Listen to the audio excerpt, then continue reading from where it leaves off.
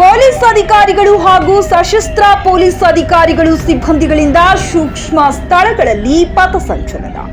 ಲೋಕಸಭಾ ಸಾರ್ವತ್ರಿಕ ಚುನಾವಣೆ ಹಿನ್ನೆಲೆಯಲ್ಲಿ ಇಂದು ಖಾನಾಪುರ ಮತಕ್ಷೇತ್ರದ ಸಹಾಯಕ ಚುನಾವಣಾ ಅಧಿಕಾರಿಗಳಾದ ಶ್ರೀ ಬಲರಾಮ ಚವ್ಹಾಣ್ ರವರ ನೇತೃತ್ವದಲ್ಲಿ ಅತಿ ಸೂಕ್ಷ್ಮ ಸ್ಥಳವಾದ ಲೋಂಡಾದಲ್ಲಿ ಪೊಲೀಸ್ ಅಧಿಕಾರಿಗಳು ಹಾಗೂ ಸಶಸ್ತ್ರ ಪೊಲೀಸ್ ಅಧಿಕಾರಿ ಸಿಬ್ಬಂದಿಗಳೊಂದಿಗೆ ಪಥಸಂಚಲನ ನಡೆಯಿತು.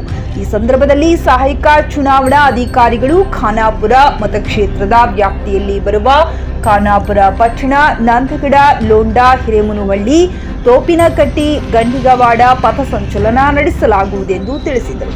ಇತರೆ ಸೂಕ್ಷ್ಮ ಸ್ಥಳಗಳಾದ ಜಾಂಬೋಟಿ, ಬಾಯ್ಲೂರು, ಆಮಟಿ, ದೇವಲತ್ತಿ, ಪಾರಿಶ್ವಾಡ್, ಗರ್ಲಿಗುಂಜಿ, ಇಟಗಿ, ಹಲಸಿ, ಕಕ್ಕೇರಿ, ಲಿಂಗನಮಠ, ಬಿಡಿ ಇತರೆ ಸೂಕ್ಷ್ಮ ಸ್ಥಳಗಳಲ್ಲಿ ತೀವ್ರ ನಿಗಾ ವಹಿಸಿ ಈ ಮೂಲಕ ನಿರ್ಭೀತಿಯಿಂದ ಮತದಾನ ಮಾಡಲು ಮತದಾರರಿಗೆ ಅವಕಾಶ ಮಾಡಿಕೊಡಲಾಗುವುದೆಂದರು.